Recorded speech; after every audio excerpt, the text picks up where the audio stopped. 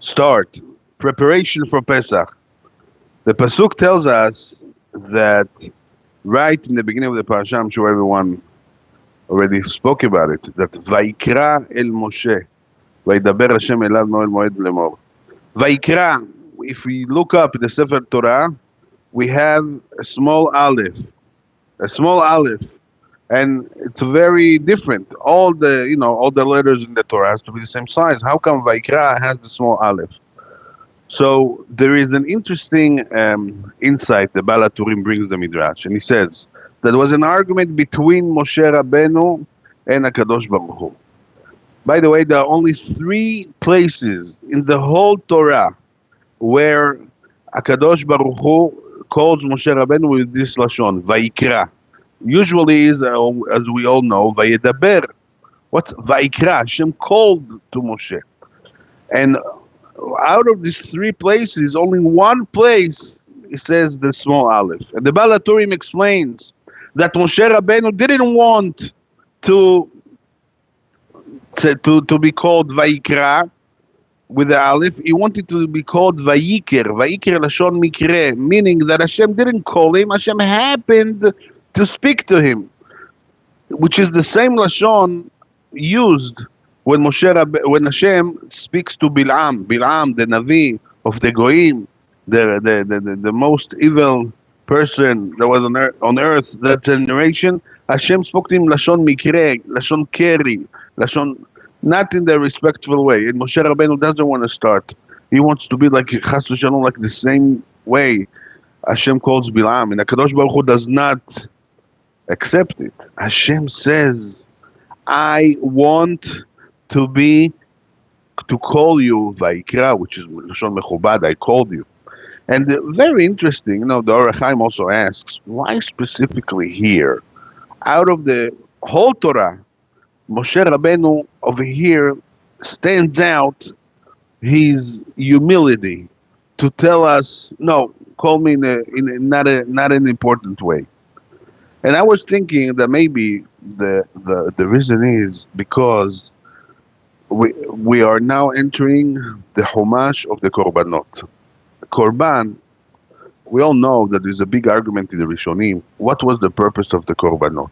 The Ramban brings down the Rambam, Maimonides, in this Sefer More Nevuchim, which everyone like trying to understand what's this idea of taking an animal, shechting him, killing him, and then burning him on an altar. What are you doing?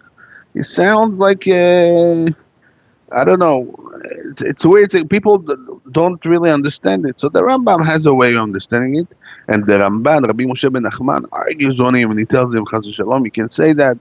Look it up, B'ezrat Hashem, in one of your spare time. But the Ramban says that the whole idea of bringing a korban is one thing. He says that when a person brings the korban, it's supposed to wake him up on why is he bringing the korban? He's bringing the korban because he didn't do the will of Hashem. He sinned. He did an avera lo alechem. Every avera, specific avera, has its own korban, and when the person brings the korban, he has to think, says the Ramban, that when he did the avera, it was in three aspects. First, mahshava, the thought. Second, action, and the third was dibur. Dibur meaning the way he talked it out. So there were three aspects. When a person does an avera, he's thinking about doing it, he does it, the actual doing it, and then when he talks about it. When a person brings the korban, he's doing the kapara for all these three aspects. First of all, when he brings the korban, he brings it, and then he has to be somech yadav. He has to put his hands over the head of the korban and bring it. So that's the action. He has to think and plan how to bring it. You have to go and buy an animal, how to bring it to Yerushalayim, etc. And then the dibur, where the vidui, the confession he makes when he does the korban.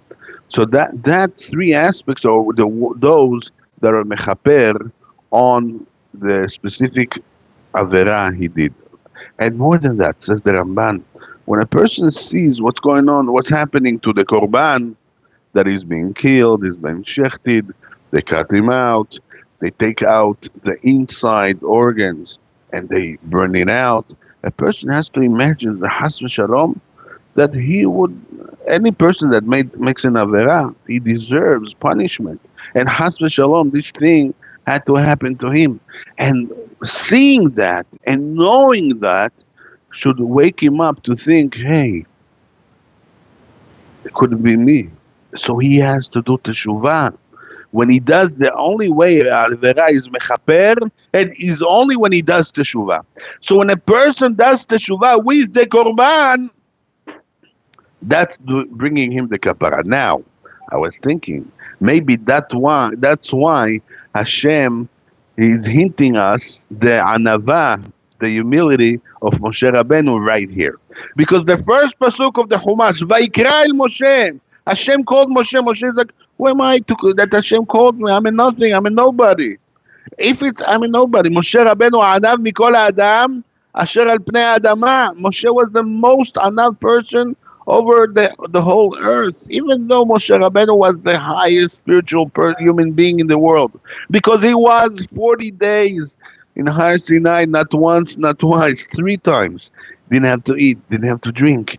He brought the Torah. Moshe Rabbeinu was the only one that Kadosh Baruch Hu told him over the whole Torah, Torah shebichtav, Torah shebe'al peh. Hey, he has all the reasons to feel good about himself and to hold of himself. But with all that, he still understands and knows that he's still, compared to what he could be, compared to the high Shekhinah, he still has a long way to go, and that's why he's anav. The anava is the foundation of doing teshuvah, because a person can do teshuvah only if he works on his anava. A person that has a little bit of gava, that holds of himself, hey, I didn't do anything wrong. Why should I do teshuvah for?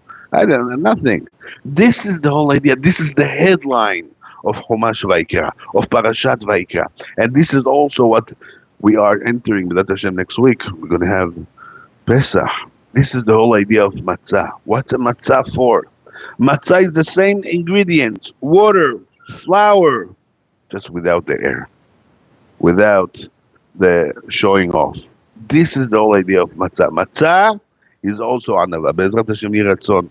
They should be zocheh to have a Shabbat Shalom, to take the message of the Parashat HaShavua, and like this we'll be ready for Pesach. Shabbat Shalom. Thank you very much.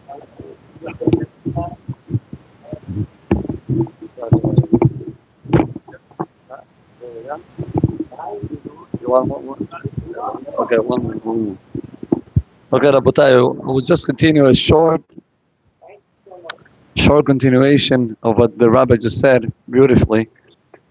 The concept of Anava, there was a young fellow, Bachor Yeshiva, that went to his Rabbi, I forgot which Rabbi it was, one of the Gedolei Ador, and I told him, Rabbi, I feel that I have a lot of Yetzer Hara of Ga'ava. I have a lot of Ga'ava. All the time I see my other friends and I look at them inside, but I look at them like, hey, he didn't say a good explanation in the Gemara, he doesn't understand the Tosfot, the whole Ma'alach of the Sugya it's not clear for him. And I have this type of Yetzer all the time. The Yetzer is pulling me up and up and up. So the Rabbi looked at him and he said, I have a question for you. How many times did you finish the Shas? How many times did you finish the whole finishing the Shas, Rabbi? Not really, not even one time. Not one time? Not one time the Shas? She says, no. What about Siyum Masechet? Did you finish Masechet? Yeah, I did finish a couple of months. Do you know them? Can I test you? So I have to get ready, and it's and when you finish the Masechet, it was Be'ayun with Tosafot, with the Marsha, with the no Halakha, Halakha. Did you finish Shulchan Aruch Mishnah Brura? Only Orach Chaim. Only Orach Chaim. You finished it once. What about Sifrei Musar? How many Sifrei Musar you have learned already? So when the rabbi realized that this guy has absolutely nothing, he told him, Tzaddik, you don't have anava, you have shtut. You don't have gava, you have shtut. Whenever you know and you understand that really, what do we have? What do we have? Mimcha akol, from everything comes from you, and whatever you give us, we're giving to HaKadosh Baruch Hu.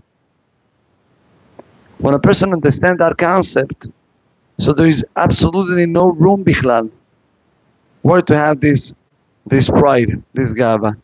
It says, and that's also uh, very, very well known, that Moshe Rabbeinu had the anava, and like the rabbi said, he didn't even want to write down the word Vayikra with the aleph. At the end, they got into a certain type of agreement, kivyachol. Small aleph. What happened with that small aleph? The leftovers of that ink, Chazal is saying, that HaKadosh Baruch Hu put it in the face of Moshe Rabbeinu. And that was when Moshe Rabbeinu came down, right? And it says that Am Yisrael, they saw Moshe Rabbeinu, ki karan or panav. His face was full of light, to the point that nobody was able to see, to watch, to look at Moshe Rabbeinu out of his holiness and out of his light. That's the result of somebody who acts with anava. Somebody who acts that way, you don't have to make a lot of noise. The opposite. The noise is coming out of the midot tovot.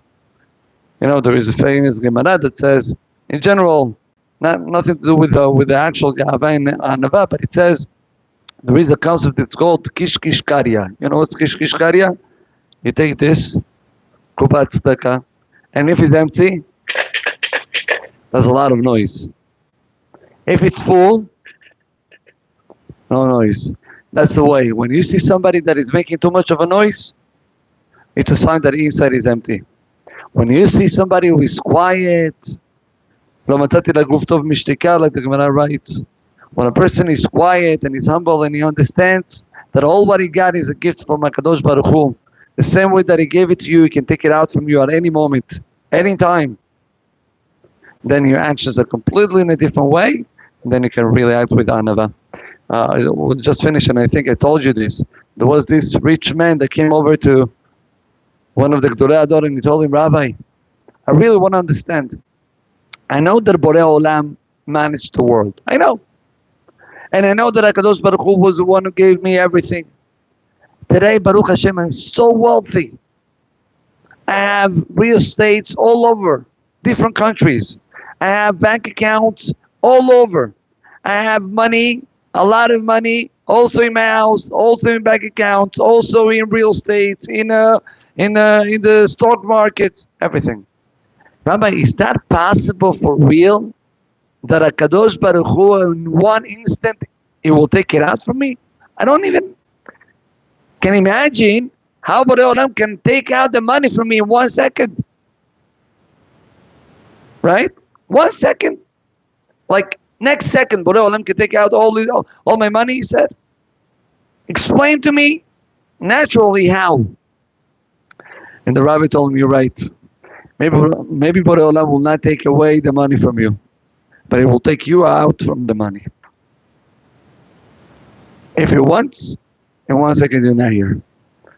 When we understand that our existence, it's all in the hands of HaKadosh Baruch Hu. Yesterday I heard from a rabbi in Eretz Israel, very famous speaker, Rabbi Aaron Levi. He said that he had a meeting with one of the hostages. That meeting was because the hostage wanted very much to speak with the rabbi. When they met, the hostage, I think his name is Ido, tells the rabbi, Rabbi, I was born in a kibbutz, I grew up in a kibbutz, and with all what the kibbutz mean, the ideology, the disconnection from Judaism, from everything. And I want to tell you something. If the 7th of October was not happening, this meeting will never happen, I'm sure. But you know what? I was hostage into Gaza. I was hundreds of days inside. I felt that I had absolutely no control of anything. The terrorists controlled every movement that I did. One thing they couldn't control, my thoughts. They said I had plenty of time to think. Don't ask me how, but I thought about my family. I thought about my life. I thought about the differences in between the world, right, of the West and everything, and the world in America, etc. I heard what the Arabs was telling me all the time, that we were liars and stealers, Judaism, etc. Until I got to the conclusion that if I'm a Jew, I'm on the hands of Borei Olam. It was my first time in my life thinking about God. And I cannot explain it to you, Rabbi, but I felt that nobody can do anything without Borei Olam's permission. That emunah, that connection, helped me out until the last day there. Rabbi, here I'm coming today. I want you to please explain to me and teach me more. Rabotai, when you go to the inside of your neshama, the inside is pure connection with Hashem. The outside is all the pills that the Yetzer Hara is creating throughout our averot. At the second that you remove all these and you focus in the inside, you're able to connect with Borei Olam. And not only that, we say this every single morning. Elokai, neshama shenatata bi tehora. Our neshama is pure. The only thing that we have to do is to get connected to that neshama. All the rest will be done by itself. Baruch Adonai Le'olam, Amen ve'Amen. Rabbi Yochanan ben הקדושה אומר, רצה הקדוש ברוך